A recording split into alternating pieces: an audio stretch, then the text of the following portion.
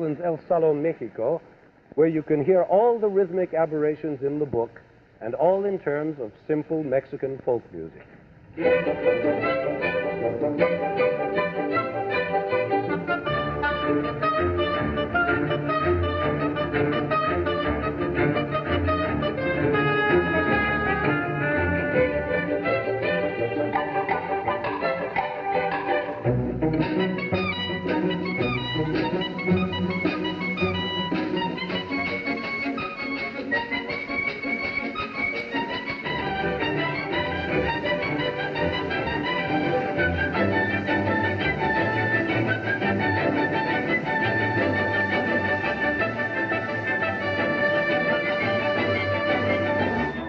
See, that's exciting stuff. And a lot of the fun and excitement is provided by the composer's constant search for new colors, new instruments, new exciting instrumental combinations. It's always that new sound that he's after, a 20th century sound. The trick is to get away from the standard symphony orchestra sound that the Germans had built into such a great monument. Now listen to this knockout of a sonority that Milhaud invented for his ballet, The Creation of the World. It's kind of like the sound of a long-haired Dixieland band.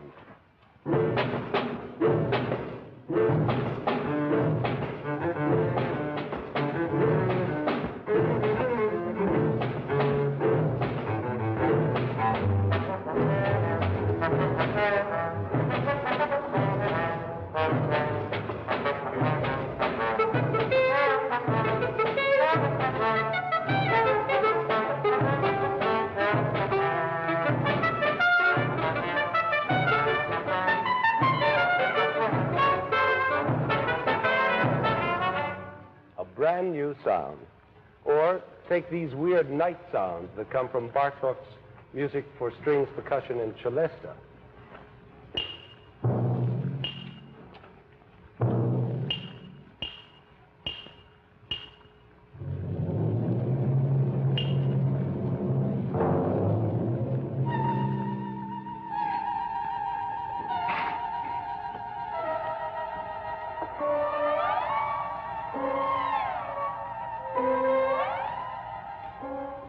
So you see how with new sounds and new sonorities, new textures, dissonances, harmonies, rhythms, and that new objective approach, a great modern composer can take the same old-fashioned notes that music has always used and use them in a fresh way.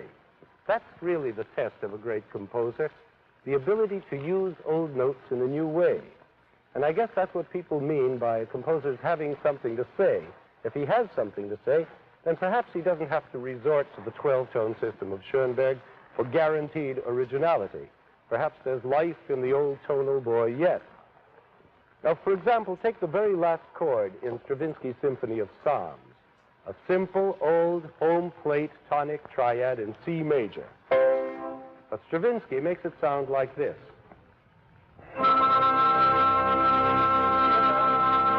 Pure, cool, rarefied, exalted, perhaps the purest single orchestral chord ever heard on this earth. Basic musical material made new by genius.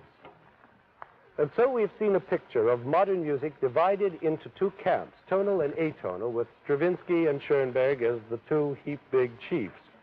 In the last few years, we've been surprised to find that the two camps have been coming closer together.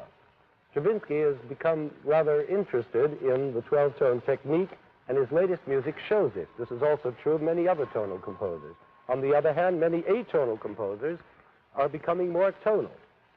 Perhaps this synthesis points the direction for the future of modern music and toward a new kind of beauty.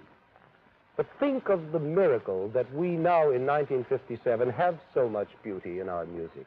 That's the wonder, not that we don't have a Beethoven or a Chopin in our time. What would we do with them if we did have them? They've given us their glorious works. Now it's for our contemporary artists to give us theirs. Don't worry about finding it hard to absorb or accept. You're absorbing new art all the time, much more than you may be aware of. The innovations of James Joyce are to be found in some paperback novel you may buy for $1 in the drugstore. Or when you're looking at a chewing gum advertisement on the bus, chances are you're looking at some version of Mondrian or Miro.